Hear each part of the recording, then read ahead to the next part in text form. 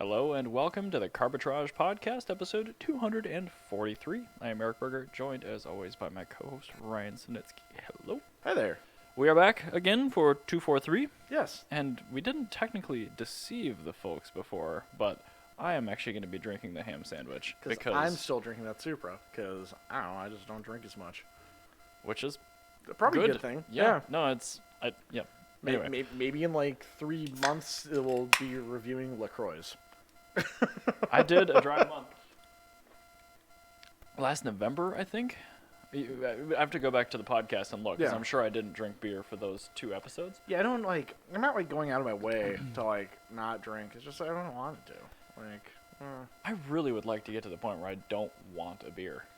I'm sure I'll get there at some point. I don't ever really want it. It's not like I need it or anything. It's just if it's there, I guess I'll drink it. That's just kind of how I am. That's kind of how I am. Is like, I if I see it, if I'm at a brewery, I'll go, yes, I would like this. Sure. But I don't it's a proximity thing to you, not actually. But I don't wake up or go to work and I want a beer now. When I'm after work, I am just okay. I think for me, it's I haven't found a recreational beverage that I enjoy the taste of more than beer. Because if soft drink was tastier or it had less sugar in it, I might really jive on that. I do like soft drinks quite a bit. I used to drink a lot, as you know, soft drink, and I straight up don't anymore. That's fair. Yeah, I'm trying. I really found out that I love the guava LaCroix, which is good. I really like a lot of flavors of LaCroix, and the fact that it's canned, I feel fine about the recyclability, all that kind of stuff. I feel good about LaCroix. That's a good one, and it's also a very underrated mixer. If you are at a party or in a place where you would like to drink, LaCroix is just kind of a good thing. Liquor and I just still don't get along, but LaCroix, if you're looking to sponsor our podcast, we would happily swap over to LaCroix. Yeah, I would happily do that. For a sponsorship, that'd be great. All right. Patreon.com/Carbitrage. Patreon.com/Carbitrage. On this open-ended... God damn it. Everybody knows what this does. I'm moving on. All right. Thank you to our patrons. If you want to become one, awesome. If not, we don't care. Yes, and it is not much money to do it. It's not $1.50 or something. We are really close to just paying for the hosting cost annually of the podcast. That's all I'm trying to do. I'm never trying to monetize this show. So there you go. Monetize other things. Yeah. So for Black History Month, this is the 3rd week. Presuming this goes live when it's supposed to. It will. Which I'm sure it will. And for week number 3 of Black History Month, I want to talk about McKinley Thompson Jr. Oh, okay. And McKinley Thompson Jr. was the first African-American designer at Ford. Ooh. Yeah, very, very interesting guy. McKinley Thompson Jr. He started out in the Signal Corps in World War II. Which is? Designing, signals and stuff for... the long-range lights or whatever? Okay. Yeah, various signal there's everything that you do as far as signaling things, that's the Signal Corps. For all forms of communication, basically. When you have a logo for something on a map, that's Signal Corps stuff. So he was actually designing signals for Signal Corps. And then after World War II, he got into car design, and actually, I think it was Motor Trend. He ended up getting into car design via a kind of sweepstakes, I guess. Okay. Yeah. Sure. But anyway, when he ended up going to Ford, they put him in control of doing actual body design stuff, which is you usually don't fall into that. You usually start out with designing door handles. Yeah, I could see there being a progression where you got to work your way up to the boss. You don't hire out. He very, very, very quickly ended up doing full body design, which is really cool. And some of his designs were parts of the Mustang and parts of the GT40. Jeez. And then he did the body of the Bronco. So he was responsible for... He didn't make the actual production Bronco, but everything that says Bronco about a Bronco, that drawing is a Bronco. Yes. That's just a Bronco right there. Yep. So he did basically designed the overall shape and overhangs and design of the Bronco, which is really, really, really cool. Because, McKinley Thompson Jr., he was in charge of basically making the modern off-road movement. Because, you had Jeeps, which are fine, but having a Jeep is like having an MG. Like it was. It wasn't civilized enough to use. It was a every liability. Day. This is something where it's just as good a Jeep, arguably better, and civilized. So it was the first modern SUV, and I think that's super duper cool that he designed that. After he designed this, he went on to doing some other work. He retired from Ford in the 1960s, if I remember correctly. Let me look here. Yes, he retired. Actually, sorry, he retired from Ford in the early 70s. But he was working on another project called the Warrior, and the Warrior was supposed to be basically a Model T for Africa. Like just a cheap people's car? A very, very, very cheap people's car. Not an actual Model T. Not a Model T. Okay. But like a very cheap people's car for a Model T, a Dashavo, 500, okay. Sure. But a made people's car. Yeah, but made for Africa. For Africa. So it used a lot of plastics and stuff. Cool. Things that weren't going to corrode, things that weren't going to get clogged up with mud. Unfortunately, the project was stillborn because he was just trying to do way too much in an era when the entire continent was in the process of completely destabilizing itself. Great. Yeah. So super. Yeah, really super. Who's going to buy this? Nope. I see. Him. We're going to take it to Angola. No. The Congo. No. They're all gone. Okay. But no, he was actually... he did do a lot of work on it, and eventually a lot of the work that he did on the Warrior project in his spare time went into what was eventually the later like plastic bumper cars and like how those plastics were going to be used. Sure. So that's actually really cool. It was a totally stillborn project, but a lot of his processes for like how to integrate these items kind of did move on. Sure. But it was like it's a good concept car. The actual thing almost never makes it to production. Yeah, it was very far from being a concept. Sorry, he retired from Ford in 1984. I'm sorry. I looked and I couldn't even find that. Yeah. So, yeah. And then he also designed another project from Mercury, actually, called the Cougar Concept 2 in 1963. And that was going to be a competitor to the Corvette, but made by Mercury. So I bet you could probably Google Cougar Concept 2 and come up with something really cool. But yeah, it was a V8 with retractable headlights and a fiberglass body. That looks about right. That sure does. Yep, that'd be about it. That looks really cool. So I'm here for that. Yeah, it looks very English. It unfortunately didn't go anywhere because it was going to be too costly for Ford. But like, what I think is really cool about McKinley Thompson Jr.'s story is that his designs weren't rejected because of him being black. They were rejected because of just normal reasons. Sure. Like nobody's in Africa to buy our cars right now. Yeah, it's like we can't set up a dealership network when we have a country changing names 4 times. Also, the border is now in a different country. Yeah, it's like we can't set up a dealership network there. And that was actually the main reason why Ford didn't do it, is because that's like when a lot of these countries were leaving colonization and becoming their own countries. It was a very turbulent place and not really the best place to start a hallmark of car that you design a car solely for. So fair. Yeah, that's why Land Cruisers and stuff are now the kind of like the Model T of Africa. But he actually, how he got into car design was a scholarship competition at the Art Center College of Design, hosted in Pasadena, California. It was hosted by Motor Trend magazine. Okay. And then so he actually was hired by Alex Tremulous. I've heard that name. Yeah, Alex Tremulous is a huge designer for Ford, and he actually brought him on, and he kind of was like Alex Tremulous's understudy. So very, very cool. Super cool dude that nobody knows about. And I really like talking about people like this. McKinley Thompson Jr. did pass away in 2006 after being retired for 22 years. So there's Parkinson's disease that caused his death. So, oh well. I mean, that's kind of to be expected. I mean, that was that age. The disease of 1984. Yeah, that was a whole disease. But very, very cool dude. A lot of people don't even know that he was responsible for designing the Bronco, basically. I was gonna say the first gen Bronco is a very significant vehicle, and nobody knows who the designer was. Like that, the first jump, like everybody knows like the Giugiaros and stuff, but like yeah, or the Bengals. Yeah, like this dude, like it actually like just nailed it. He just went to work and did a good job. Yeah, he did a good job, and then he left, and that was it. And he didn't make horrible vehicles like Chris Bangle. I don't get why people like him. Hey, Mr. Wags can hear you. Okay. I'll fight you over this. You look at a I will die on this. You go look at a 745 Li and tell me there's a god. In the base model posting group, somebody posted a cloth seat 730 Li. That's amazing.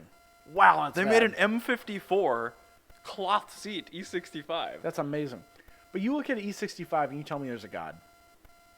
I don't like the E65. It's not good. But the E90 is great. The E60 is also a very nice looking car. He made a couple of good cars, but he made a tremendous amount of trash.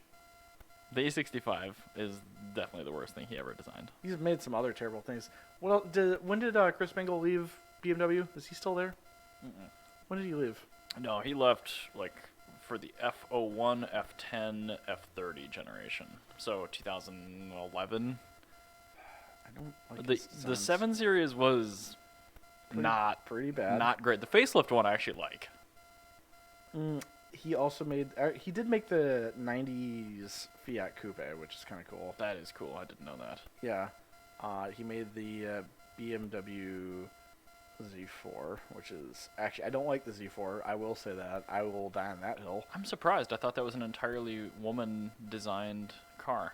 Nope. Really, the first gen Z4, or was it the second gen? E63, E64. Oh, the 6 Series is real bad. That's bad. Okay. E61, I hate. I like that. No, I hate the headlights in E61. That's just. No, those are good. Those are bad. They're good. Good looking car. No, the turn signals are longer than those the rest cars of the are going to age very well. No, they won't. Anyway, the inline 6 engine in those cars will age very well. Yeah, the engine M54. will. He didn't design the engine though. I know, but I needed some shitty segue to talk about inline 6s. Okay, fine. Anyway, I hate Chris Bangle. I think he makes trash.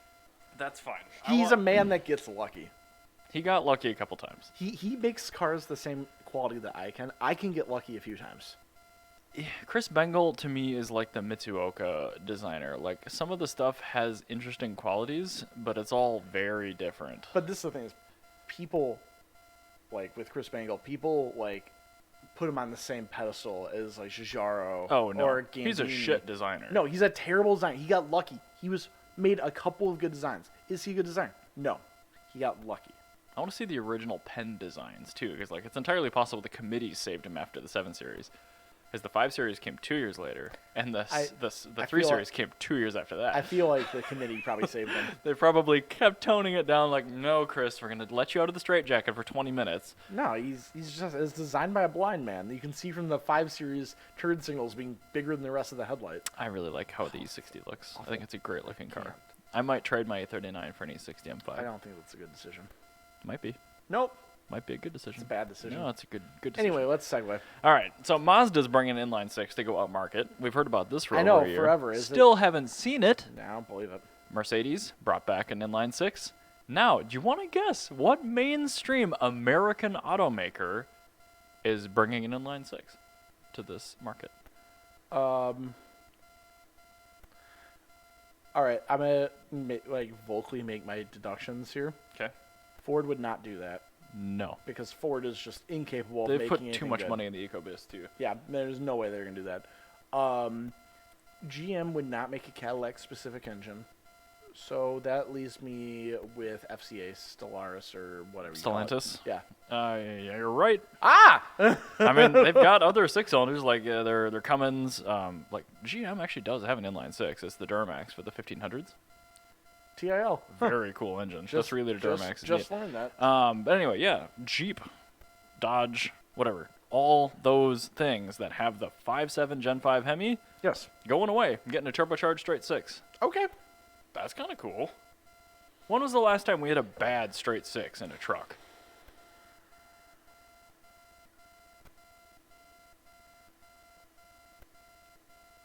I'm thinking like Ford 300. I'm thinking Jeep 4-liter. I'm thinking... I'm actively avoiding saying, like, modern BMW straight 6s in their trucks. It's not a truck, though. Oh, it's a truck. It says truck on the title. Ugh. But those are M54s and N52s. Those are good engines. I guess. I guess you're right, yeah. Well, so this is a good thing. Yes, the 7M was never in a truck. So yeah, you're right. Because that's a bad. Let's be honest. That's 6. the only place your brain was going. Like, what's the worst straight 6? I had was to think. that in a truck? I had to think of the worst possible straight 6 I could. No, because the Land Cruiser straight 6s are all different. I mean, they were like the 2E or the 3L or whatever it was. F, actually. They made like 3 horsepower, So and they fun never fact, ever failed. With all Toyotas, when they say like AE86 or MA61 or FJ40, the first letter of that is actually the engine. AE86 is for A, GE. The MA61 has a... Oh, what the hell? Yeah. ZZW30, 1ZZ. Yeah. SW, 5S. Now you know. Damn, that's kind of cool. I like those factoids. There you go. That's a factoid. Yeah, every time Toyota does that. So whenever you see somebody, if you ever see somebody that's talking at you about Toyota, and they're saying that they got a Brazilian FJ40, you can say, bullshit, you have a BJ42. Because it's got a 3B engine from a Toyota Dyna Coaster. Which is like a small city bus used in northern Japan. It's a 3.4 liter 4-cylinder that makes 90 horsepower. No part of that sentence I didn't like. You should put the that Pontiac half V8 in there and call it good. That'd be hilarious. I love that. Yeah, we couldn't source any Toyota engines in Cuba, so we started throwing these Pontiac half V8s, the Trophy 4. Mm-hmm. But I'm like, I don't know. Like, I'm genuinely just confused because years ago we're like, why the hell are all the straight 6s going away? And auto manufacturers like, oh, it's too hard to crash test them. The engine protrusion and all that kind of stuff is just, it's not good. It seems like we have almost as many straight 6s theoretically as V6s now. What changed? I no longer have internet here. I have no idea actually. I don't know why that is. Hopefully everything's it's just me. The stream. It's just me. Looks like. You could reboot it, I suppose. I'm not gonna do that. Yeah, I don't know. The notes are there. I think there's. I feel like what they probably did is they had a bunch of existing V6s that would crash test. Okay. And a bunch of inline 6s that wouldn't, just because of how the V6s were made to be transverse and the inline 6s were made to be longitudinal. Sure. Because that's the only thing that would make sense. Because now that we have all these existing straight 6s, they were all made after pedestrian safety standards. True. So they were all made to have like a lower deck height, plastic valve covers, stuff like that. I think the plastic valve cover is like the big saving grace. Because think of an inline 6 today that has a metal valve cover. I can't think of any engine that still has a metal valve cover. You can think of a couple like weirdo ones, like where engines are designed to not be in the front, or are like a very low slung V8 like an LS. That's true. LSs still have metal valve covers. Coyotes have them, and really, I think. I don't think so. I think they do. I've seen Coyotes at least with them, or I could be high. But like, yeah, there's still like existing metal valve covers, but a lot of these plastic valve covers, I think, are. If you look at how the engine. Oh, they are? Okay, that was wrong. That's fine. Looks like they did used to be. The Ford Performance one has metal. There we go. That's what I was thinking of. Yep. But when you look at these engines, a lot of these engines that have these plastic valve covers are very, very tall. Sure. And so I think that the plastic valve cover is why you're seeing these inline 6s come back. That is entirely just me making a guess, because I don't really know. Honestly a decent guess. But I think there's a correlation with that, because it would hurt a lot more to smash your face into a 2JZ valve cover than it would be to smash your face into an N54 valve cover. But I mean, you're still going to smash your head into a metal hood. Yeah, but what that hood hits, sure, is maybe different. So I don't have a better reason, so we'll go with your reason. Yeah, I think that all these engines were designed after pedestrian safety standards, and that's why you're seeing them come back. Because yes, they are objectively better, but you don't need them to exist. They sound so much better than V6s, so I'm really excited about this. I have a new favorite sounding inline 6. Do you? Lay it on me. It is the 1956. God damn. Yeah, haha, take that. For those audio listeners, I was reaching for the pre-war bell. Jaguar XK150S. What does the S mean? Sports, which has a different exhaust manifold, where it's 2 banks of 3 Okay. with a dual exhaust system with no crossover pipe. Oh, interesting. So it sounds like 2 very angry, fast revving 3-cylinders right next to each other. I don't know if I like that. No, it sounds really good. I do like the XK engine. You know how a like a DB5 sounds? Oh, yeah. It sounds very similar to that, but like a little bit more of an aggressive cam. It sounds really, really, really cool. Also, triple 2-inch Solux carburetors. That probably helps. That will help with intake noise, but it's the exhaust noise that really gets you. The exhaust noise is quite good. As time progresses, I am more of an appreciator of quiet mufflers and loud intakes. That's a very good point. And I'm not saying it's loud. It's not terribly loud. It's just good. It's the noise it makes is a good noise. No, I mean, it's pulses are, you can't fake it. No, you literally cannot fake that. And that is the best part of that engine. People have tried with the VQ. Yeah, it's not good. VQs sound bad at all times. Correct. It always sounds like a trombone. I think the only time I've ever heard one that sounds mediocre is one that took the intake manifold off, made just a plenum out of sheet metal, and then put an Eaton M90 on it. Because you get rid of the intake manifold, weird irregular distribution stuff, but then you also had blower whine, which is one of my favorite car noises. You still have the annoying exhaust note, though. It's better, but it's still bad. Yeah, it still has a bad exhaust No, note. I would not get a 350. But yeah, the intake noise is very underrated. Good intake noise is one of the best things in the world, and that's why people really like individual throttle bodies. Actually, individual throttle bodies probably have more to do with why people like them than anything else about them. Because they sound great. Like, yeah, they're dual fine. DCOE 45s on any old which 4-cylinder. is basically ITBs. Sounds the same. Yeah, that's basically. Yeah, you just have no plenum. You just have fuel delivery engine. That's it. That's all it needs. It's great. It sounds amazing. I'm like, the hair is standing up on my neck because I'm thinking about like the M3 every time I drive that with that carbon airbox. It sounds great. Yeah, it sounds absolutely fantastic. So, speaking of V6s, actually, which are not used in NASCAR, but do come in Camrys, the Camry's in NASCAR. The Camry is more of a NASCAR than the Charger is at this point. That is true. Because the Camry has been in NASCAR for longer than any single Mopar make, or any single Mopar model has been. So the Camry has been in NASCAR for 15 whole ass years, and I can't believe I'm saying that. It is totally bananas to me. Especially because I'm guessing the NASCAR Camry is not a V6 or front-wheel drive. No. Also, it originally wasn't fuel injected. Well, that's just because of rules, though, right? I mean, no NASCAR. Yes, but Camry, not fuel injected. Yep. So what would be the chassis code for that Camry then? Ooh, actually, it is a TRD engine, so there will be one. The TRD engine, I thought it was based on the 572. Yeah, but Toyota, for all things they make, they give it an engine code. So TRD. I remember watching a Jay Leno's Garage segment. I think on like either the concept or the actual. Can you Google? I don't have internet. Reboot it. What do you want me to Google? TRD NASCAR engine code. NASCAR engine code. That's not going well. Oh, there we go. What engine does Toyota use in NASCAR?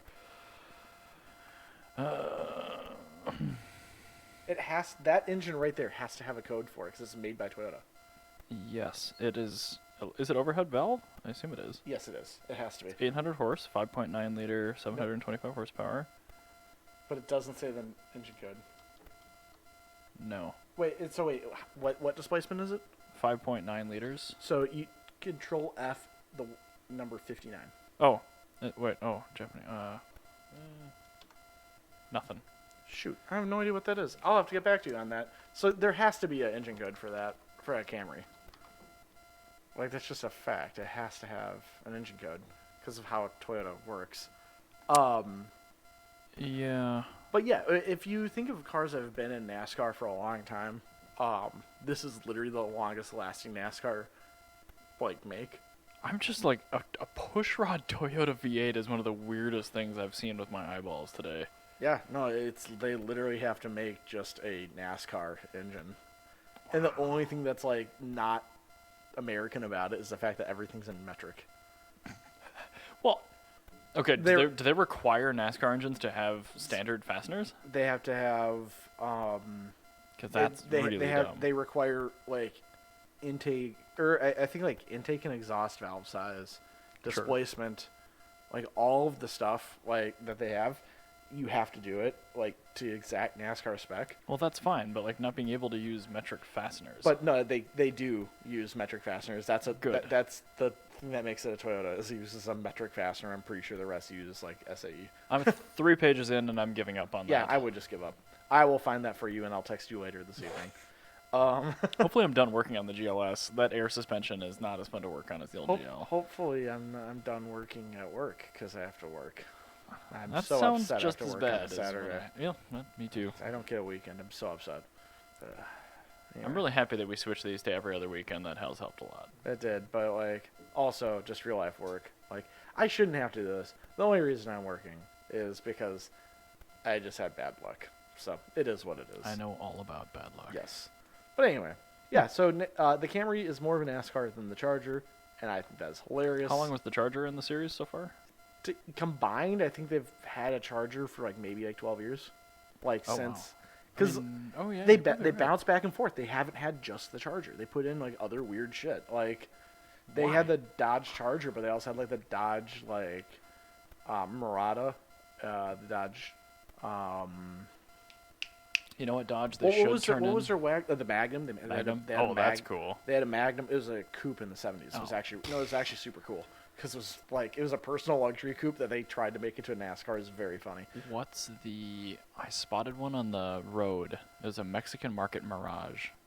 Dodge Attitude. That's what should be the NASCAR. Yes, that should Dodge be. Attitude. I want a Dodge Attitude quite badly. I really was confused when I saw that. And it took like 5 seconds and you responded like, Dodge Attitude! Yeah, amazing! And then the next text was every piece of information about the entire vehicle's inception. It's great. I love it. I love it so much. I love the Dodge Attitude. The existence of that car is amazing to me. Oh my god, that's amazing. Yeah, I love that Dodge is still captive importing Mitsubishis. Like that's a relationship that just can't die. They've been doing it for like 50 years. It's 40 years after the K car, and they're still doing it. You're 50 years old and you're still booty calling a high school sweetheart. Pretty much, that's exactly what they're doing. Yeah. So. And on that note, okay, so back to the infrastructure bill we talked about in 242. Yes. The Fast Lane, which is actually an okay YouTube channel. They do a lot of truck stuff, so I don't watch them very much, but it's worth plugging them from this instead of the company that actually wrote this article. Yes. They got their hands on a Rivian R1T, so the pickup truck, the higher spec version, and also they have a long-term tester 2022 Toyota Tundra with the base 5.7. What they decided to do was hook up a pretty small off-road camper to both of these vehicles and do a range test to see how long they could essentially drive on the highway. That's actually really cool. It is really cool because I'm like, okay, real-world testing, that's nice because the EPA is not right. Do you want to take a stab? So I'll cover the Tundra first, and then I'll have you guess on the Rivian. So the Tundra covered a distance. Oh, I can't say that because then you'll know how long the Rivian went. So all right, guess how long the Rivian can tow a off-road trailer. What is the normal range approximately? It's roughly 90 kilowatt hours. So I would guess the range real world's probably in the 280 mile range. I would expect about half of that, so I'm going to say 150 miles. Okay, that's a pretty good guess. Just because it's a bunch of weight, and I'm looking at that trailer, and even as aerodynamic as that trailer is, it's a lot of drag. It's still a trailer. From what I've found towing with my car is it seems like the shape of the trailer matters a lot more than the weight of it. Because I hauled 1,600 pounds worth of E30iX stuff out to Boston in my car, inside the car, and my range was hardly affected. But if I have 300 pounds of crap in a trailer, well, that's the thing is I drop off like a cliff. Electric vehicles are unlimited torque, basically. They are, but they're also... torque's not an issue, which would be weight. So your weight is not an issue. I'm thinking purely about aerodynamics and the fact that I'm looking at that trailer, and that trailer and the Rivian's very aerodynamic. That trailer is not.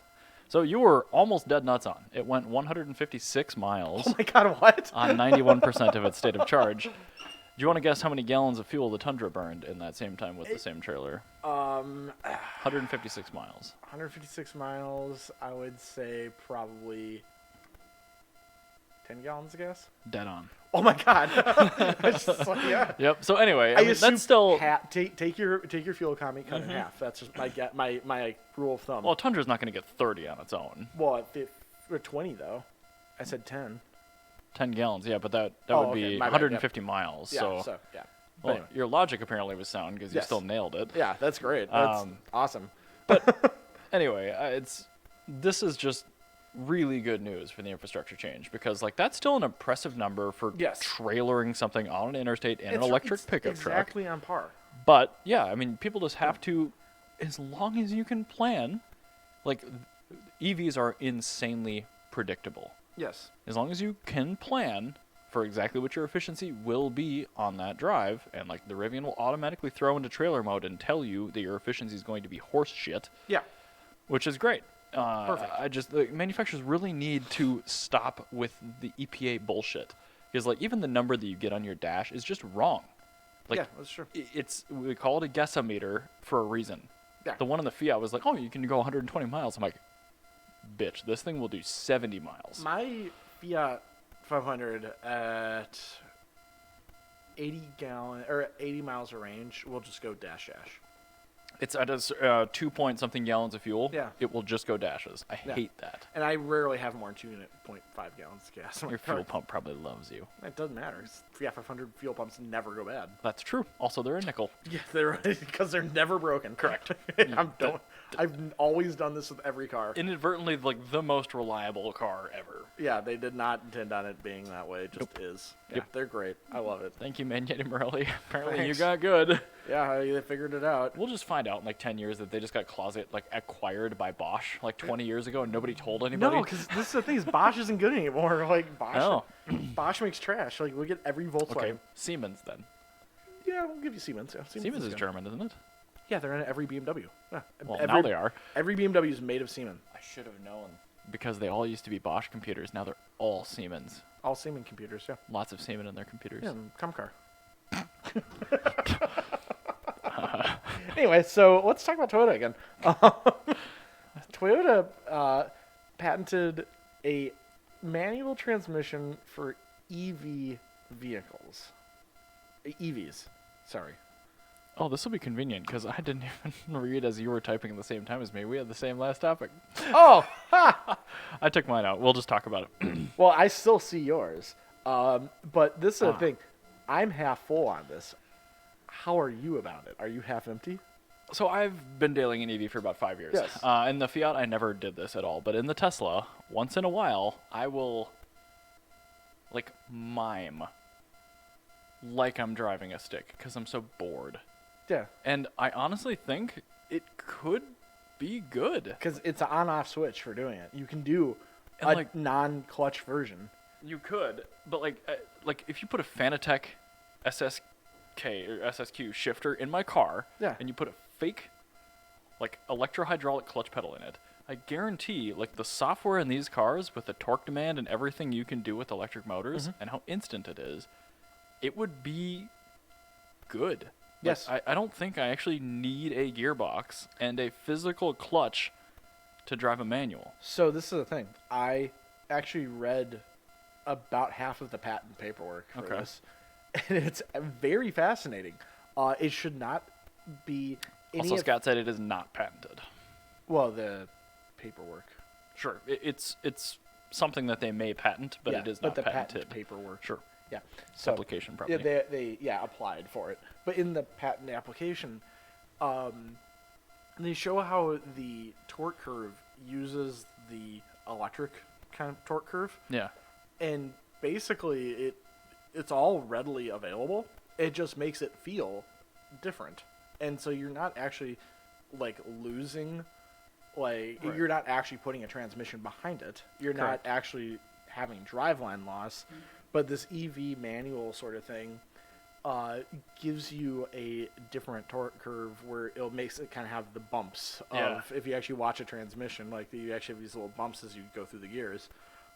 It gives you the bumps of a transmission torque curve. Mm-hmm.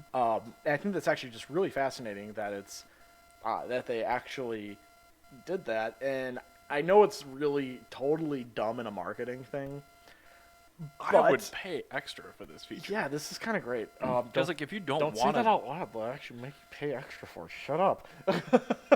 But it would also be nice to never have to touch it if you don't want to. And that's the thing is you don't have to. Right. There's like a little gated shifter, and you push a button, and then you can do it if you want. And it actually feels like a manual transmission. And so what they're going to do is like for vehicles like Supras and stuff, have this be an option.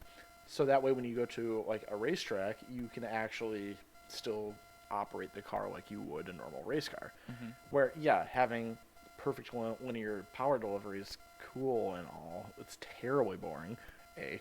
And it is, because like even though the car is slower when I'm like mime shifting, it's so much more fun. You also being able to shift the weight of the vehicle by switching gears quickly, something like that. Like those are things you actually can do. Trail braking and downshifting. I mean, like rotating a car requires stuff like that. You can mimic that with software, and you will get the same result. Yeah, that's actually very cool. As long as it does the thing and it feels right, which and it's optional. You know it will, because all sim racing stuff out there has done that good. It's like, literally just done this. All the programming there. Yeah, they're just adding sim racing stuff into a car, which I'm here for. It sounds absolutely great. And it takes another like quiver out of anti EV ownerships, like, and another arrow out of their quiver. Like it's one less thing that they can say, oh well, it's not real. The only thing that all they have at this point is legitimately the engine noise. Which and maybe they'll try to mimic that. I don't want them to do that. Just make the motors louder. Yeah, actually uncover the motor. Motors sound cool. Motors do sound cool. Especially if you put this manual transmission sort of thing behind it. It sounds very cool. But, yeah, like that. And then objectively, I will give them being able to fix shit on the side of the road. But you can't do that in most modern cars. This is solely an argument that Ben Chu has for me, because he drives old Land Cruisers that you can fix on the side of the road. Can, but won't. Yeah, you can. I mean, he does, but like you don't want to. Ben is like us. He's not a normal person. Yeah, you can be. They allow you to be miserable. Yes. Okay. Cool. I don't want to fix my Fiat on the side of the road. I don't want to fix my Fiat in my garage. I don't want to fix my Fiat. Period. I don't want to fix anything that has plastic under trays on it. I don't want to fix anything ever. I hate doing maintenance. It's my least favorite thing. I'm in the middle of doing air struts on a 2017 Mercedes GLS 450. That sounds awful. And I hate myself. Yeah, I wouldn't do that. I'm trying to be nice. I don't fix my family's things. I'm getting more and more elitist about what I choose to work on. Me too. I have been for years, and it's getting bad. It's getting dangerously close to just, I'm beginning to understand boomers that only work on V8s. I'm like, yeah, I get that. I am getting dangerously close to start, like, just shuffling off some cars while they're worth a ton of money and just having fewer cars. Yeah, because you don't want to work on them. Yeah, I don't. I don't and like they're really good, but they won't be really good forever. Yeah, and I totally get that. Like after working at Jana's Buick, I'm like, I get it now. This is why people are so upset. I've had to buy one special tool for this whole freaking car. And I needed a 22 millimeter 12-point socket today. Thank God I had one. Oh my God, what? For the upper wishbone. That's so stupid. They used a 12-point socket. That's ridiculous. Thanks, Mercedes. What the fuck? They just did that, so they know it's going to rust and it'll round off, and I got to replace the whole wishbone. That's really dumb. Yeah. This one, luckily, is fine. The thing only has 87,000 miles on it. Both front air struts are shot. The only reason that I had to get any single part for the Buick is for the starter motor. Is it for the shims or something else? No, upper bolt. You can't put enough torque on it with a normal wrench. You have to have a crescent-shaped wrench. Oh, one of the swoopy ones? Yeah, one of the swoopy ones. I always wondered what those were for. Yeah, alternatively, I could have taken the 4 bolts out of the drive shaft, separated the drive shaft, taken... No. Just laid the transmission down and then done it normally. But Pish posh. Nope, not happening. Not a chance. Nope. No. I forget, this is a tangent, but we do this here and we have a little bit of time. Yes. You've been to Yorg or no? Yes, I have. Okay. Yeah. Tom. Yes. You've met him. He used to have a 61 Electra. Very cool. Loved it. Very cool. So you guys can have a conversation. They're great. About Yes, that we can have a great conversation about it. He's a huge Buick guy. 61 is the correct year. Yeah. Yep. When you mentioned that, I'm like, that sounds familiar. it's like the best car. I love it. Like it is everything I've ever wanted from an American vehicle. It's not as pretentious as a Cadillac. It makes a cool noise. It's a very wet engine. It does burnouts. It's got the dumbest possible transmission. It's a dumb vehicle. I love dumb. You know how I am. Worse vehicles are better. Yeah, I want the dumbest possible vehicle. I'm not trying... Like, if I want a good car, I'm going to get a Ferrari. I don't want a good car. The only exception I've found to this, and it's probably my fault, because maybe that only applies to things that are manufactured that way, but, like, Brexit sucks, and I hate driving it. It's actually bad because it's bad. You made that bad. I did. Yeah, that's your doing. Okay. Yeah, that's all you... So I found the exception. Yeah, if you make a car bad, it's you your do that. fault. No, but a dumb car and a bad car, two different things. And the car was also dumb. You can be dumb and bad, but they are not mutually inclusive. One does not mean the other one has to happen. That's mutually exclusive. That's mutually inclusive. Mutually exclusive means you can be dry and not wet.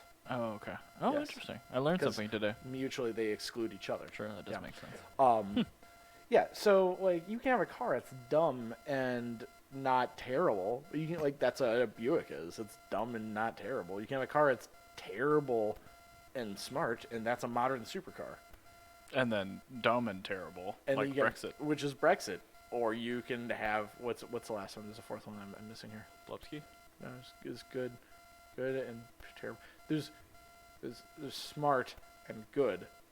What's a good? No, smart and terrible. I said smart and terrible. Oh shit, what is smart and terrible? I guess that'd be a Fiat 500. I don't like working on it. No, those are good. I don't like working on it. You don't have to. But yeah, that's why it's smart. But when you do, it's bad.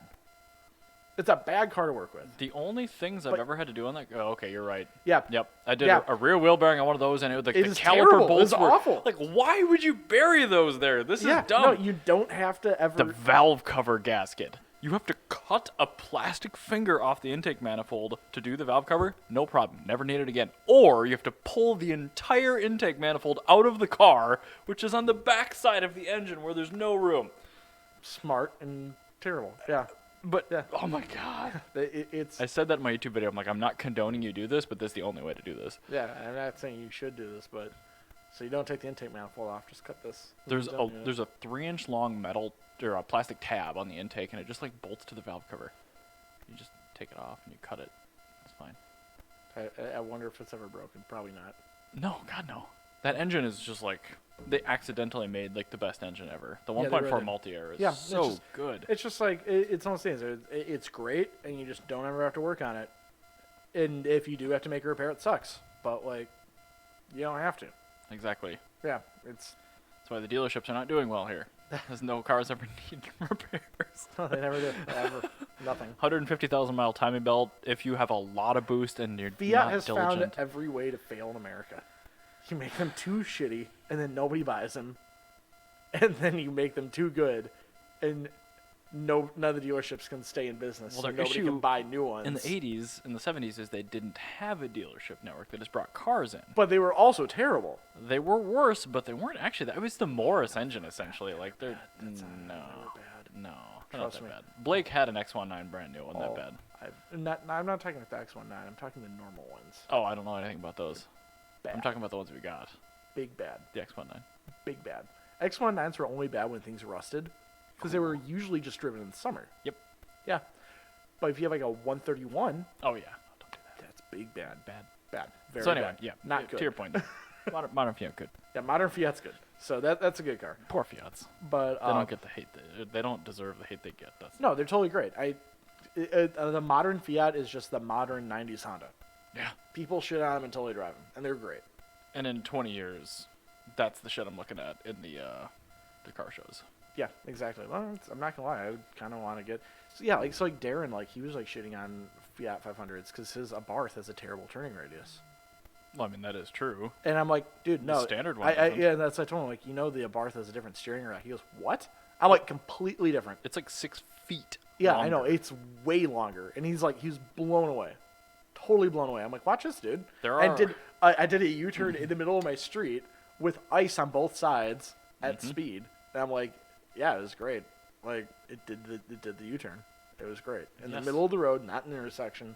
Mm-hmm. There were no cars parked, but I went street side to street side. 500T is a great car. I stand by the fact. I'm so glad you went and bought one. It's so good. I absolutely love it. The only thing I dislike about it No. Is the sunroof, or lack thereof. The 61 Buick's much nicer to drive in traffic. That's the only reason. Do you know how pissed I was when I had to take the gas tank out of it? Because I'm like, this is gonna take me all freaking summer because this thing's buried, and I'm sure I'm gonna have at least one bolt that just gives me problems. And then, of course, I got 4 bolts that give me problems, and then I drive it for the rest of the summer. But I was so mad because I'm like, no, I have to go back to drive my Fiat. Like the Fiat, I like driving at night because there's nobody else on the road, and I can enjoy the car. I do not like driving the Fiat in traffic. I don't like driving anything in traffic. That's why I like the Buick, because the Buick's a couch. I don't like driving the Phantom in traffic. And that thing is a couch. That is a couch, yeah. Yeah. I hate traffic. I will avoid it at all costs. Yeah. But I will say autopilot is the only thing that quells my anger. Until you have all seasons. Stop driving. Until you have all seasons. I said traffic, Ryan. That's a good point. Like, traffic is you are stopped or moving at like 2 or 3 miles an hour. Yeah. Autopilot does that really well. Yeah.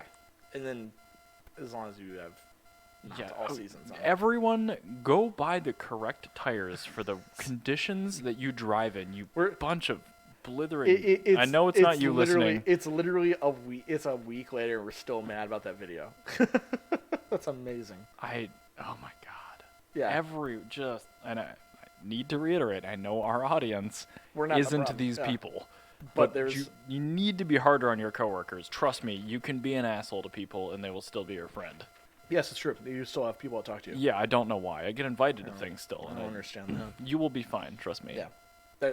There are very rarely is there a thing where I will not invite you, and that's because I'm very confident you will not like somebody else in the room, and it will give you a bad time. But the thing is, I have made that so clear to everyone that knows me. It's just like, you know if it's a good fit or not. Yeah. I had like one party at my house ever I didn't invite you because I was like, you will not like this person. They're coming. And the main reason is like you and I schedule things differently. Mm-hmm. So it's either like, if I'm lucky, the day before, usually day of. I tell you, usually day of, and it's usually at night. I look at my calendar, and I don't know if you've ever seen my calendar, but it's awful. It's terrible. I'll show you my calendar. Sure, lay it on me. It's very different than yours. I'll show you my busy day tomorrow. Are you ready for my busy day tomorrow? I am indeed. Here we go. This was my week last week. This is my virtual meet a cockroach. That's the one thing I have going on tomorrow. RIP headphone users, I'm sorry, but that was hilarious. So every year for the last couple of years, Jano's been donating to the Bronx Zoo in my name because they have this little thing for Valentine's Day. I'm sorry, what? All right, so I have to explain this. Every year for Valentine's Day, the Bronx Zoo, in New York. In New York, yeah, they let you donate and adopt a cockroach because they have Madagascar hissing cockroaches, which are like huge. They're like the size of this beer can, and then you get when you do it, there's a very limited chance that you can get a meet and greet. And this is the first year that she was able to schedule a meet and greet for me. I'm very excited. I named him Terry. So, how long will Terry be around for? I don't know. I can't remember. But I'm just happy to support him. He's a cute guy. I also got socks with Terry on them, and I got a hat with Terry on it. It's pretty great. But I'm really excited to get to meet Terry tomorrow. I have no words. It's like Homer Simpson when he got Pinchy. It's just like that. Also, fun fact, I really want to get a lobster. Have you watched this YouTube guy? Yes! The grocery store lobster? Yes! Yeah, Gary or whatever his name is? Yeah, I love that guy, yeah. One of my executive vice presidents at work sent me a link to the series, and I watched them all. I'm like, why am I watching this? I really want one now. I want to know, is he going to eat the profits? I would like him to not die. You got a little choked up there. I don't want him to die. But he's probably delicious. Yeah! Just like Pinchy. Mm-hmm. Pinchy was delicious. Hey, man, you accidentally put too hot of water in there one day, and he's gone. Yeah, that's true. So, that's what it is. You know my theory about food, right? No. The more adorable the creature is, the better it tastes. Mm-hmm. Yeah, it's a fact. Yeah, that's true. I never want to try a cat because it's probably delicious. It's probably the best thing because they're the cutest. But rabbit's really good and it's extremely cute. So. Apparently in Texas, they have hunting trips for people to go hunt their feral hog problem. Oh. Because apparently they're best in winter because they get a little bit fatter. Ah. So they're feral hogs. They have different hunting seasons for them, for how they taste. Because I love that there is somehow Texan science to this. I know, right? It's a it's the most Texan everything that's happening in this sentence. I guarantee this doesn't happen in Austin. So this isn't some other part of Texas. So it's kind of like bison. Like bison, is like a better version of cow. Also, sure. Bison are cuter than cows, which is a fact. That is a fact. That's objective fact. But yeah, feral hogs apparently in winter they get fatter, as you would imagine they would do, and so they're like a better version of normal pork. Yeah. So it's like a fattier pork. Oh man, now I'm hungry. But then if you get it in summer's probably not the best unless you really want like gamey kind of flavor. Okay. But as you age towards summer, it kind of changes how the flavor is, because summer will be gamey. So you can get like if you hunt it in like April, you get a nice little mix of like gamey and also still a little fatty, but also. I think I'd want a fall hog, so it's got like the dwindling. So this is the thing: is fall actually is a different flavor from spring. I believe that, because in spring is or in late winter is their mating season. Oh, well, I don't want cummy meat. No, but that actually there's a change in the actual biology of how the males actually present themselves during mating season to make themselves more attractive. Yeah, you got to engorge your butt. Otherwise, why is a mate ever going to want you? Exactly. But that is actually, that makes a difference in their flavor. I've learned all this on NPR. So I didn't cover this, but like now that you brought up NPR, it's a perfect segue. There are reports of a lot of Mazdas bricking the entire infotainment because of some FM signal. Yeah, that was Darren's NPR station. What happened was the signal that they were sending to update the infotainment on what show is on. Sure. Like RDS info. Yeah, it just like it bricked the whole thing. And I was saying, I keep commenting on those. I'm like, I wonder how long it would take for me to figure this out. I'm like, I think it'd be about 2 months, because I schedule my drives around when NPR shows are on. Okay. Because like weekdays, 6 o'clock, Marketplace. I like listening to Marketplace. Lunchtime, about 2 o'clock. That way I get BBC World Service.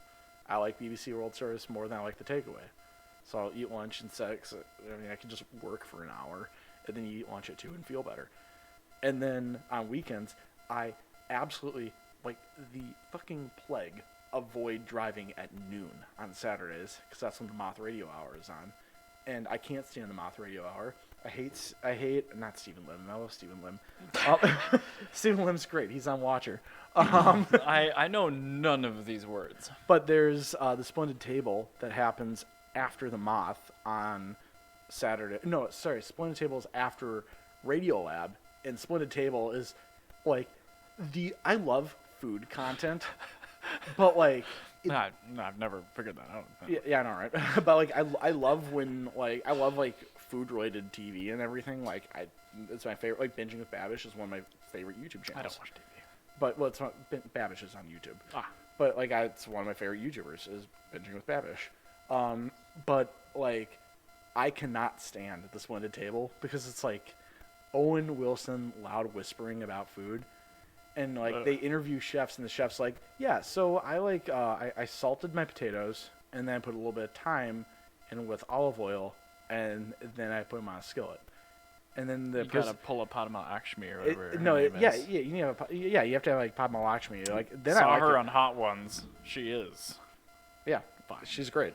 But then like on NPR, like the host is like, oh yeah, that's really cool.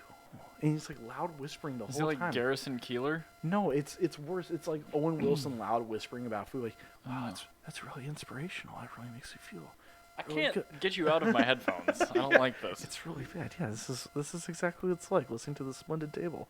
It's just I hate it. It's my least favorite YouTube or not YouTube. It's my least favorite radio thing. So I avoid. But if it bricked your infotainment system, would be a problem. But if you notice, when we are actually recording is exactly when the Moth and exactly when the Splendid Table are on. And I'm actually... So it's not because you can't wake up. It's because you just don't wanna because of those. Well, it might be part of it. Because I also do like listening to the BBC World Service at night, which is That's fine. Also, Canadian Public Broadcasting comes on from 10 to 11. So yeah, these are all things. So used to this time slot just being off limits at this point because we've been doing this for almost 5 years. Yeah, it's been a while. Which is nuts. Yes, it's what it feels like to be old. I remember when 5 years was a long time. You know what's an interesting metric? I've been talking about Renault Avantime importing since episode 1. I just have this much time to go until I get my Avantime. That puts it into perspective for me. That really helps. I think it'd be very funny is once it's eligible for import, you'll do what I did with the cappuccino and just straight up not buy one. I don't think that that's going to be the case for me unless, and there is a big unless, and this is entirely plausible, all the good ones go immediately before That's why I I don't have a cappuccino. It's literally why, because all the good ones are terribly expensive. I want an AZ1 more than I want a cappuccino, and AZ1s are too much money to ever spend on something with 69 horsepower. My plan about 6 months before they're legal is to talk to Neil. Yes. Buy one. Yeah. Have him go get it. Yes. Store it. Good idea. And then ship it to me. Perfect. Brilliant. I think you should do that. I'm going to. But like, it's the biggest thing is like I'm probably gonna have to buy it in France and then bring it to the UK. So I don't know what. Oh, that makes a problem. I don't know. Brexit's expensive. God damn it! I need to find an importer that works out of France or Germany. They really did not exist in Germany. I mean, they were legal there, obviously, but I'll show you the German Craigslist site. You might be able to find something. By the way, on that top tip, we'll tell you about when Eric gets an Avantime in another 5 years. I better get one of those damn things. I'm going to have to buy one out of Britain. I'll have to pay more. It's going to be a 2.2 DCI just because I won't be able to afford the V6, which is fine. I don't care what engine's in it. It doesn't matter. It's the form factor you want. Yeah. Oh, I'm so excited. Every single time I've almost bought a cappuccino, it's been beige. I don't even care. Like, no, that's what I mean. It's like there's a reason I don't buy it. Is I'll find a cappuccino that's beige and I find out it's got an R code on it, and I'm just like, great, it's been like totaled. Like, no, I don't want it anymore. I still want it up on time, even if it's been written off. Yeah, don't care. Just want. There's just so many. There's so many more sketchy Japanese importers than there are sketchy French importers. Oh yeah. Oh yeah. That's French right off a car and it's just gone. Yeah. No, like when I say like, there's a reason I don't import a cappuccino is because like I keep finding them and they keep being bad, and I'm just like, nope. And then I find a good one and it's like way more than I want to spend on a car with 69 horsepower. I have to imagine that will improve very slightly before it gets worse forever, though, as the market cools, hopefully. Knock on wood. But also, my interest in old American cars is quickly gaining. So there's going to be a very short period of time in which I really want a cappuccino before I just fill its spot with like a Dodge Coronet. Just get a Twingo, and everything will be fine.